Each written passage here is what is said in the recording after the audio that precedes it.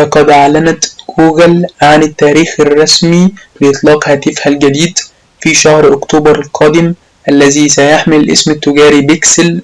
ومن المتوقع أن يصدر هذا الجهاز بسعر عال جدا يجعله في منافسة مباشرة مع آيفون 7.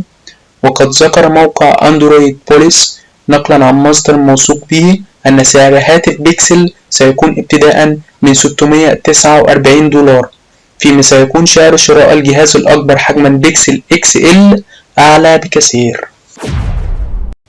وحسب الصورة المنشورة فإن هاتف جوجل الجديد يعتمد على حواف رقيقة ولا يحتوي على أي زر هوم، فهو يشبه الآيفون بدرجة كبيرة.